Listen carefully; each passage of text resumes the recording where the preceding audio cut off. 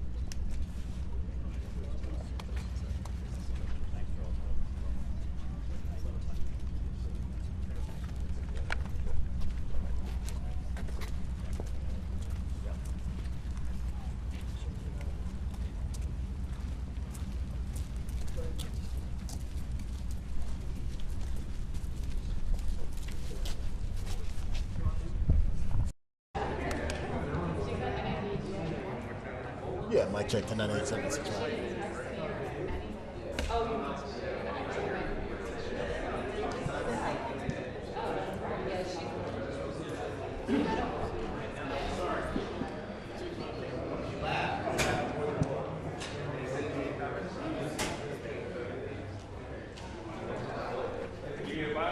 know you're killing all your knee time by being down there early, right? I know my knee time is already losing. Yeah, you might as well I'm stand. about to do crisscross applesauce. I'm about to say you might as well stand straight up for a little bit.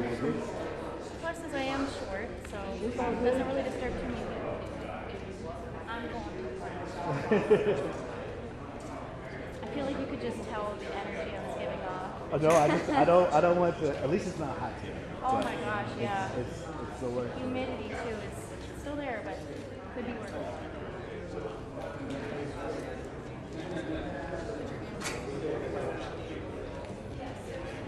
Let me take a picture of your teeth.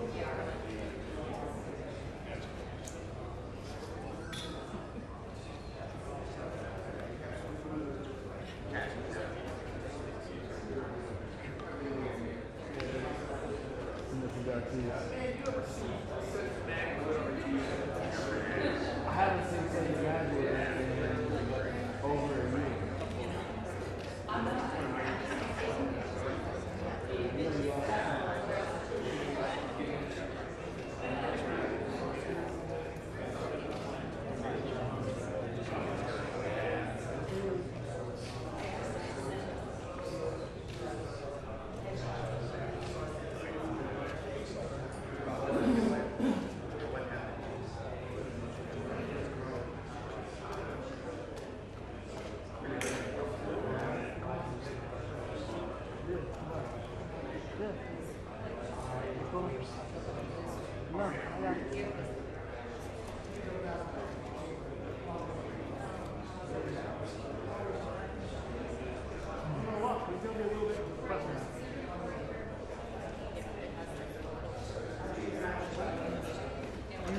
You started to take it, and then you got diverted and left me in the thing. So I said, all right, I'll just take it.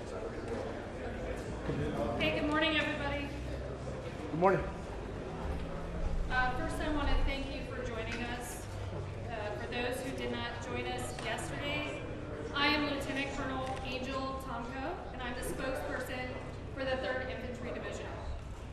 I'd like to start by saying our prayers and our focus is with the injured soldiers and their families, as well as those impacted within our Fort Stewart and Hunter Army Airfield community by this tragic event.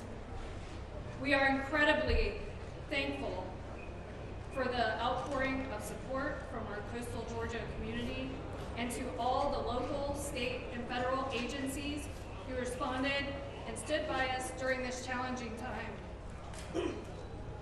Although this has deeply affected us, our military community and our dog-faced soldiers are strong. As you just saw our soldiers getting recognized for their strength, character, and heroism by Honorable Driscoll. And he also visited with them and some of the injured and their families this morning. These soldiers who intervened or provided critical care and support during yesterday's events received awards, and the Secretary of the Army will provide some brief comments and take a few questions. This engagement is on the record, and we will have 15 minutes set aside. A couple of reminders: we will not release any of the names of our injured soldiers at this time. However, we will be able to provide you a status update on their general condition. We will not speculate on the assailant's motives or the circumstances that led to yesterday's events.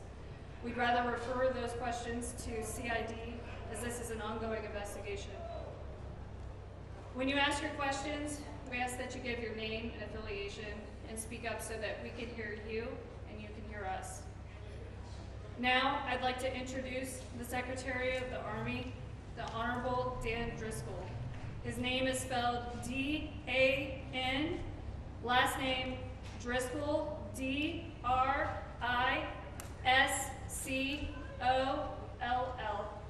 And Brigadier General John Lubis, the Commanding General of the 3rd Infantry Division.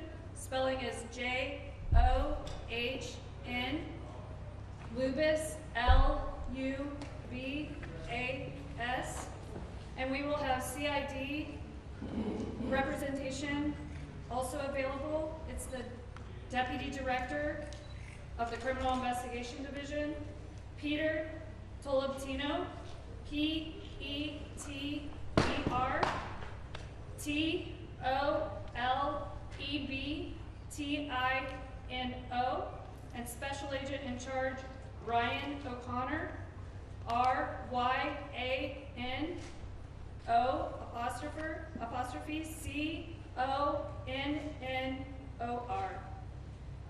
They will be ready to speak to you with regarding the shooting that occurred here yesterday at Fort Stewart. I'd like to now pause and I'll turn it over to them.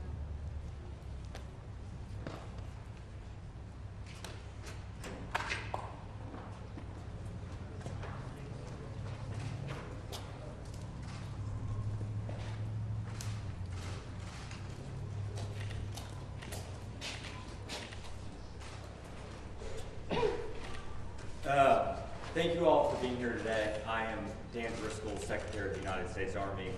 We had two main goals today.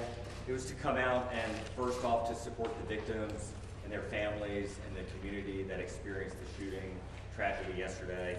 And the second one was to recognize the heroism, the courage, and the selfless service of 6 soldiers who put themselves in harm's way yesterday to take care of their fellow soldiers. I want to start off by saying we're standing at the brigade headquarters of the unit that had the shooting yesterday. And this morning, if you were here, what you would have seen is you would have seen a lot of soldiers out doing physical training and PT. That is incredibly important to us because we are highlighting the resilience of the American soldier. We are showing their strength and their courage under fire. They are going to spend the remainder of the day able to meet with counselors, but also getting back to their jobs, serving the American people. We spent this morning, General Lucas and I, visiting some of our soldiers who are in the hospital and meeting with their families.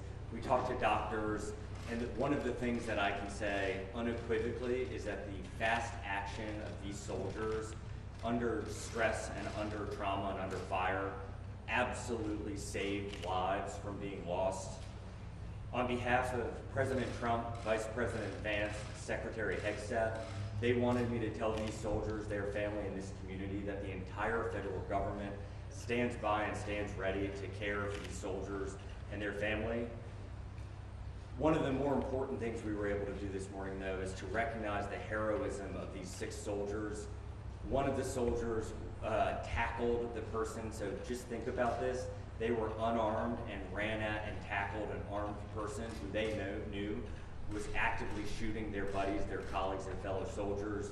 Another soldier jumped on top of the person to subdue them until federal law enforcement was able to arrive. The other soldiers immediately, using their training that they had developed over years and years, started to take care of mass casualties. The hospital they took them to in March had just run a mass casualty exercise for a moment just like this. The Army does not want these moments to happen, but it stands ready when necessary to act and care for those when it does. The Army this year is 250 years old. That is 1 year older than this nation itself. These American soldiers highlight exactly what the Army has meant to this country.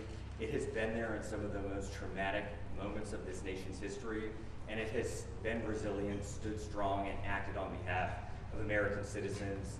I just want to thank this community.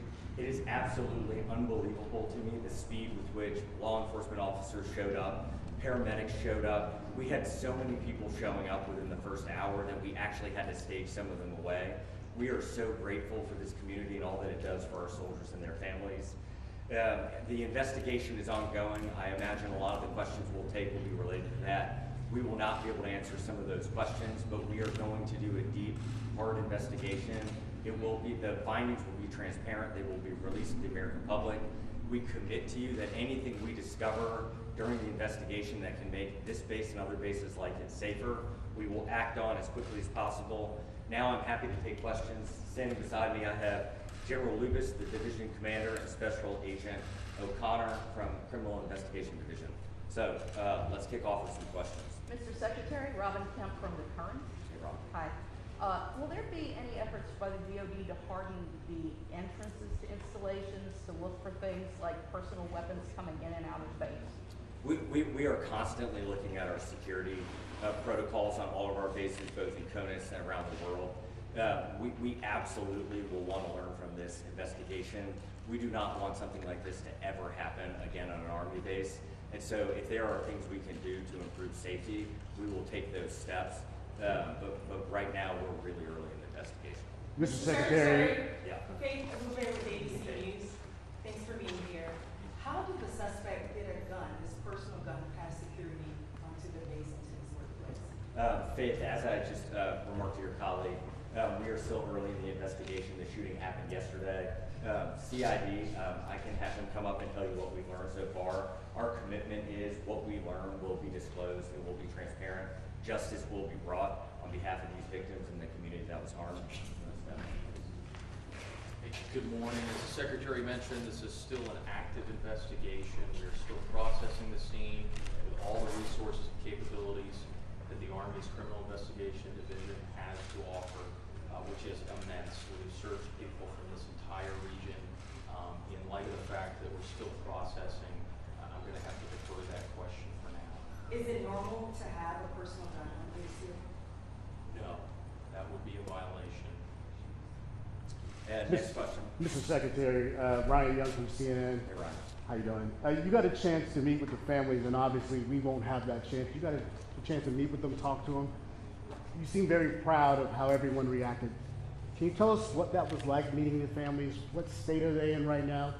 Share with the public who's concerned about these folks who obviously didn't deserve to get shot. Ryan, it was heartbreaking sitting in there and seeing their soldier, their daughter sitting behind them, struggling. Our hearts broke with them. We tried to hug them.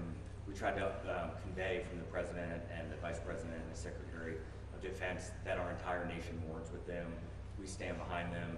It has been only a couple of hours for them. I think they are still processing through it. But what we wanted to convey is we will be here with them every single step of the way. The United States Army is committing every resource we need to get these soldiers back into their formations as quickly as we possibly can. And then one of the things that we had said at the meeting earlier with the soldiers from this unit is, General Lucas and I were reflecting on this in the car ride. These kind of moments, especially if you've deployed, you've gotten to see them more frequently, the trauma from them often doesn't hit for weeks or months on it. Like it doesn't come as quickly as you might think. And so what we try to encourage for all of our soldiers is to speak up, lean on each other, lean on your leadership, and we will provide the resources, the care, and the love that they need to recover. General, can you take that on as well too, real quick, just about what it was like to meet with those families as well?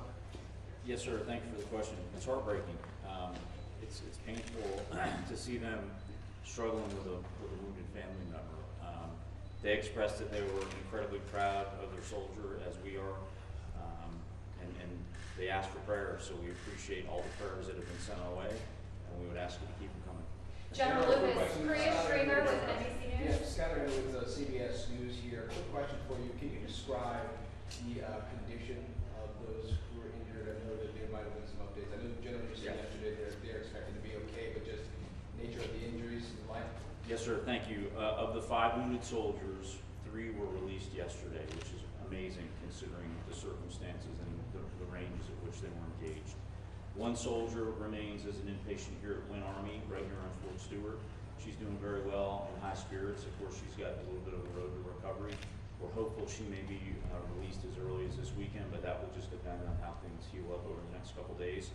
And we have 1 soldier that remains at Savannah Memorial Community Hospital, who I visited with the Secretary this morning.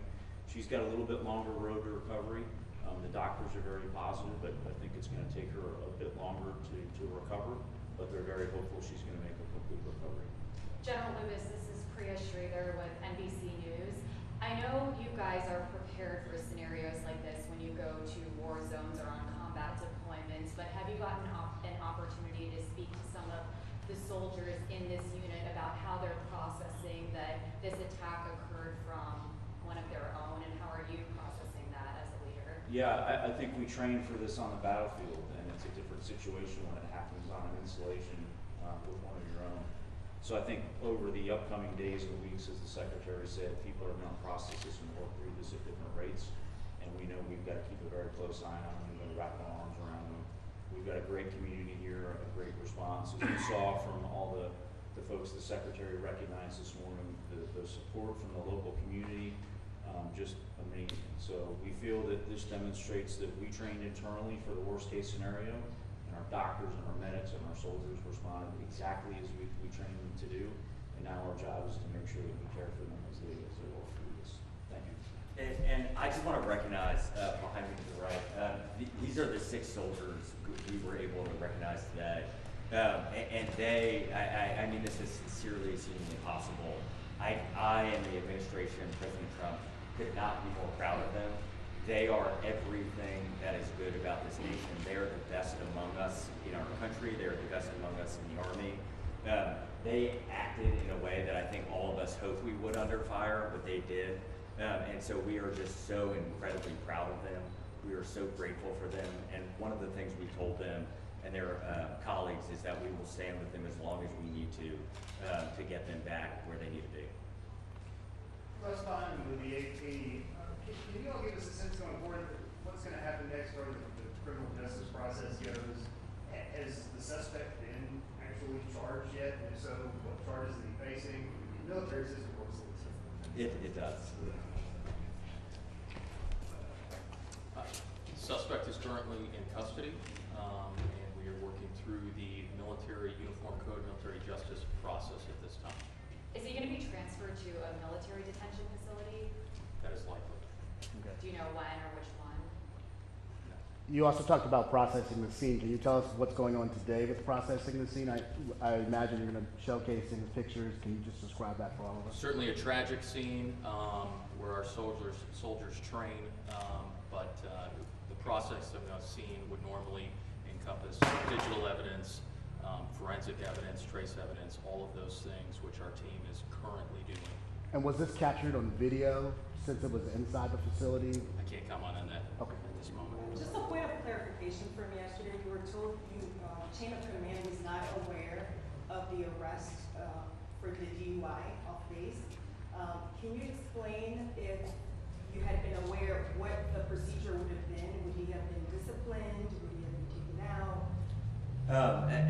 Because we are one day into the investigation, we can't reveal those kinds of things. I think what we try not to do is speculate or do hypotheticals, and so each soldier, each instance, we take very seriously. Something like a DUI or another issue that could occur in the community, that impacts how we treat that soldier in our formations.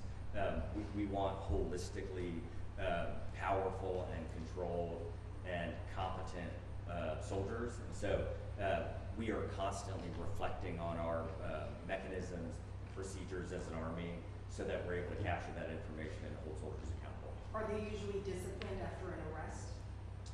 It varies based off the case. I think, any other questions? We got time maybe for one more question. Yeah. Joe Kovac from the Atlanta Journal-Constitution. General, could you speak at all, just to give some insight at all on acts of bravery that you've heard about in this episode? Yeah, sure. I think, as the Secretary mentioned, we have 6 incredible soldiers behind us, but this is just representative of the larger formation. Once the shooter was identified and a threat was identified, we had soldiers that immediately raced and tackled that soldier, wrestled the gun away, subdued him. A second non-commissioned officer jumped on top to further restrain him until the police could arrive. And then simultaneously, no one hesitated. Most of these soldiers behind me and others in the crowd immediately started applying first aid and most importantly stopped the bleeding. And when we spoke to the surgeons in the hospital, it was clear that the actions they took, primarily stopping that bleeding before they were loaded up into ambulances and quickly evac'd to Lynn Army Medical, certainly saved their lives. Are they back to work today? I'm sorry. Are they back to work or are they taking some time off? Well, today is a day that we focused on bringing the brigade and the unit together so they could support one another, so we could, of course, get right back at it, but it's also a day where we're going to focus on ensuring that they're getting the support they need. General Lubis, can you give us a general sense of how long this all happened from that first shot fired to when your brave soldiers were able to tackle the gunman? I can. It was an incredibly fast response, and I do attribute this to the training that this installation has done and the teams here have done. So at approximately 10:56, the incident was reported, and that went out over sort of an all calls net. That triggered a lot of responses. That triggered our installation emergency medical services, our police, our fire, our emergency medical services to respond. But it's also monitored by the local community and then we requested assistance. At 11:04, we locked down, initial lockdown of the installation, so that is pretty quick. That wasn't me, that was the director of DES and the garrison commanders that immediately made that right call and that decision. At about 11:09, emergency personnel were dispatched to treat the wounded. At 11:35, the shooter was apprehended by the soldiers and the law enforcement. Several behind us and several in the crowd that we recognized earlier. So really what that means, we had about 13 minutes after that first report, we already had people, ambulances, fire, fish and game, military police responded and were on the scene. And then we had local support from the amazing community here. We had the first SWAT team arrive from off post within 20 minutes on site, which is truly incredible. So we're incredibly grateful for the support from the community. I'm incredible for our leadership that trained our soldiers to react this way. And then as the Secretary said, we're incredibly proud of the soldiers themselves. Unfortunately, that is all the time that we have. Thank you guys for coming. We are going to stand by. I think we have some time that we can talk to the soldiers, but unfortunately that's the time that we'll have with the Secretary and with your witness. Thank you for coming. Thank you. We're grateful for all of you. Thank you. Thank you.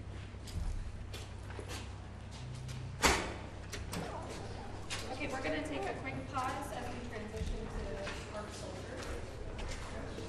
We're going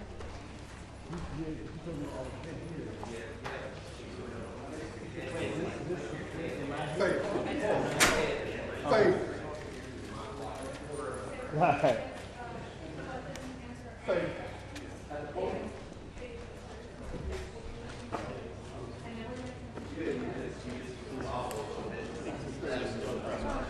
I got you. Get a break from the cement.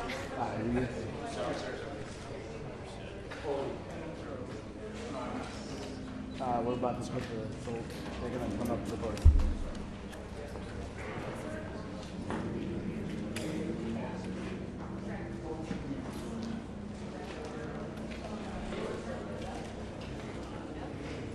No, we're gonna, I guess, ask questions. We're supposed to actually jump in now. I don't. Where do you want me to put it? What?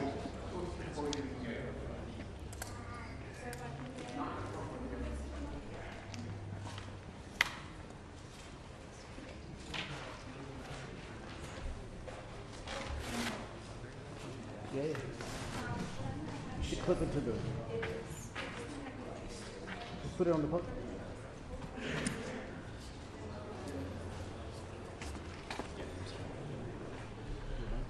Real quick for clarification, the gentleman from CID that was speaking, that was Ryan O'Connor. Okay, Gotcha. Thank you. What is his style or He's the regional special agent in charge. regional special agent? Thank you.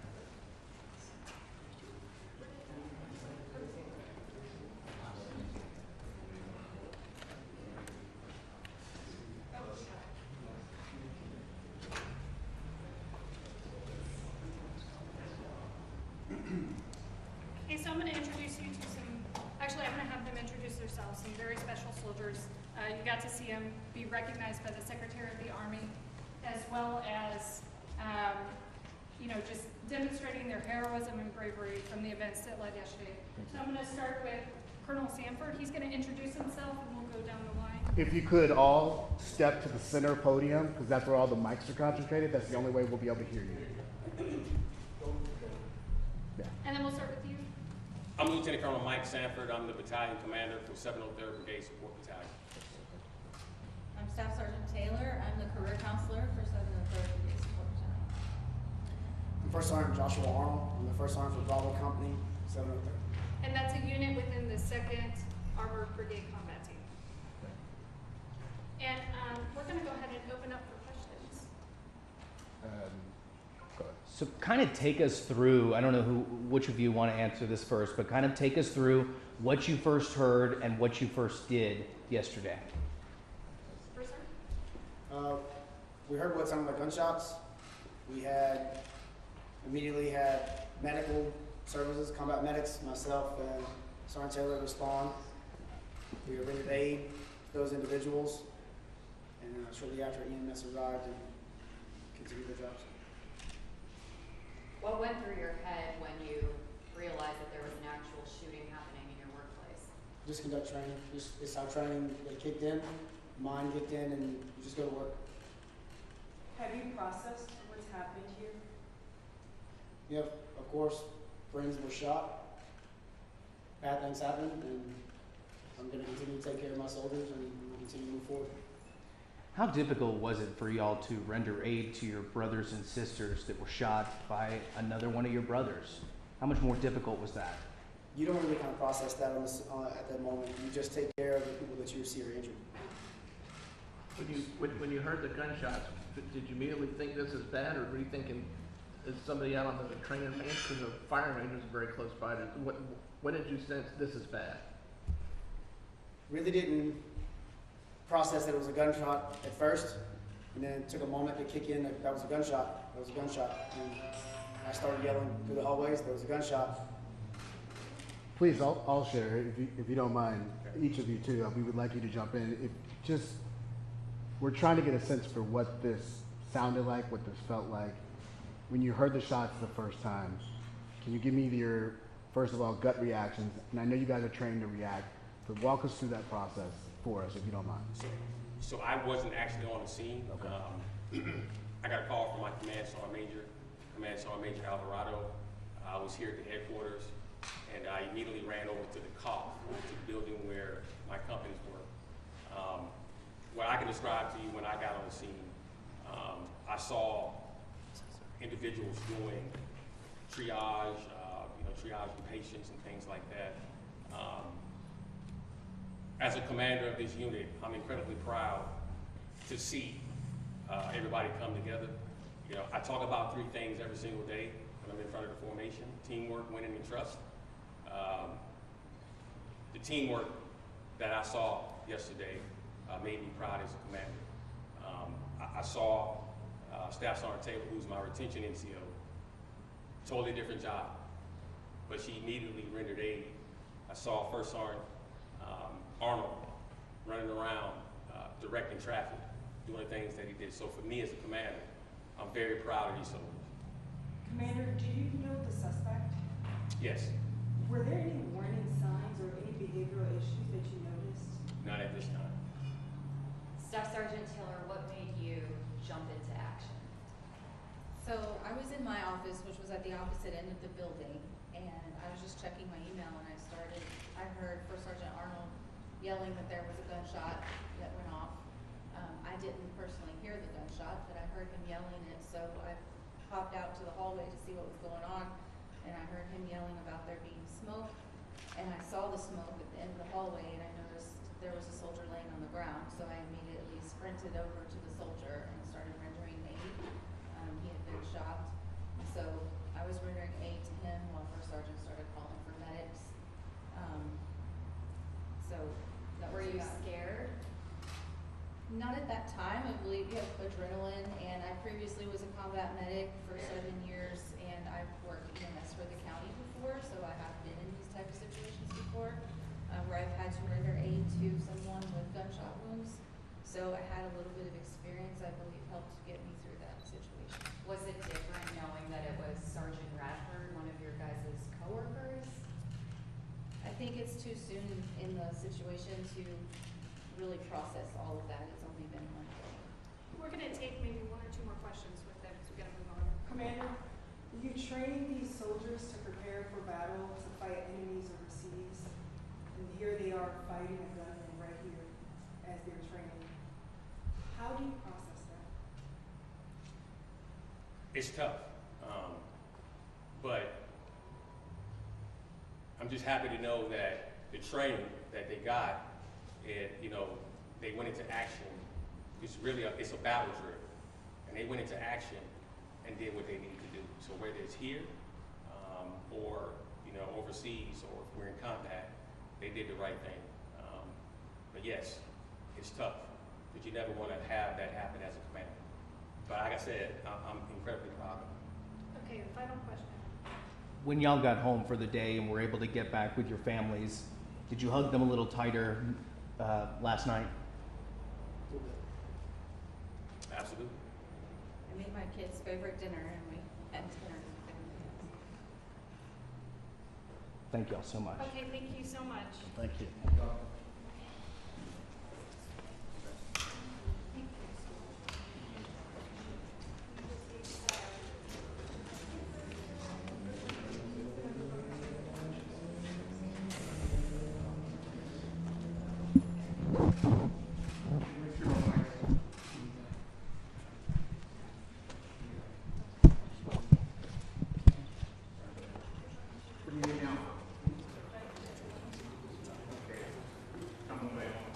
Staff Sergeant Taylor's first name, Melissa.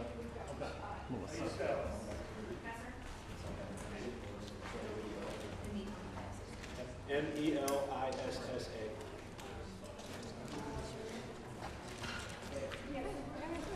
Thank you.